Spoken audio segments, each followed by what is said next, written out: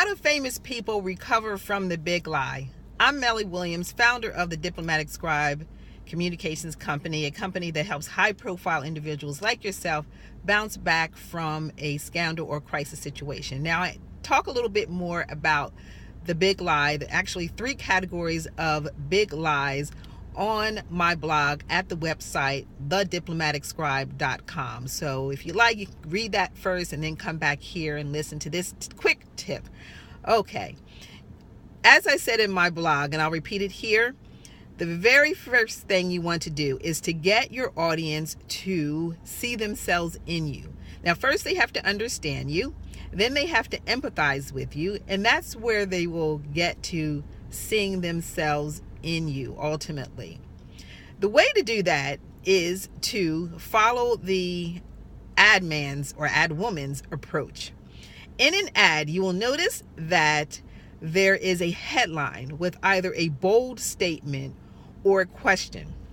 Now, the marketer or the advertiser is throwing out this bold statement or this question because they want to make certain that you understand how to feel.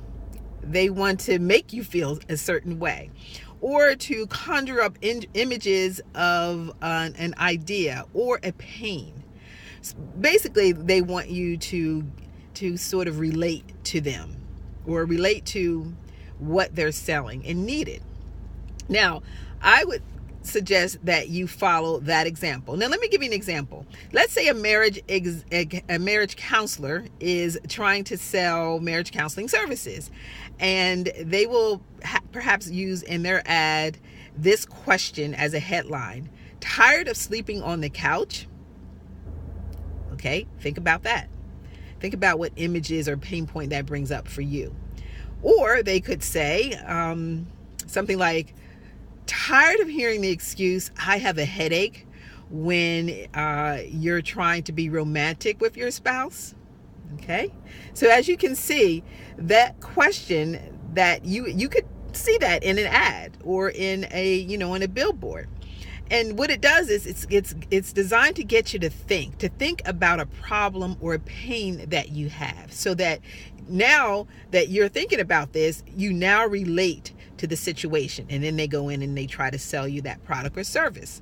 So the next time you're in an interview, or you are reading through social media and seeing all the things that people are saying about you now that they've caught you in this scandal or this lie, you are going to respond back with this question: have you ever made a mistake or done something so stupid that you just want to run and hide, that you'll do anything not to be found out?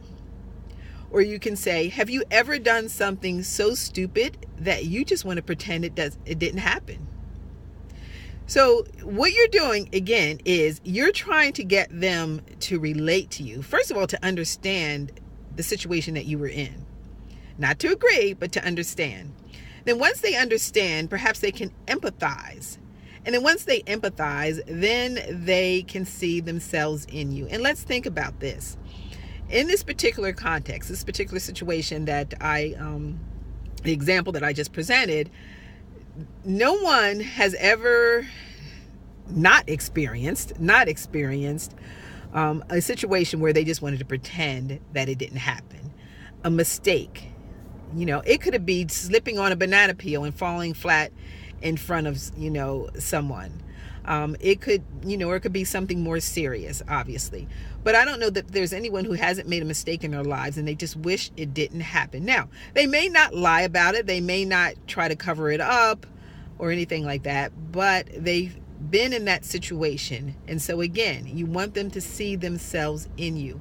It gets them a little closer to understanding you, empathizing with you, and ultimately seeing themselves in you. And here's the last point: really, ultimately forgiving you. And that's what we want to do. Again, you can find out more about this subject, what I had to say about this particular subject, at my blog on the Diplomatic Scribe website, and certainly find out more about me and what we do at the Diplomatic Scribe. So for today, I am done, and I'll be back with more tips. Take care now.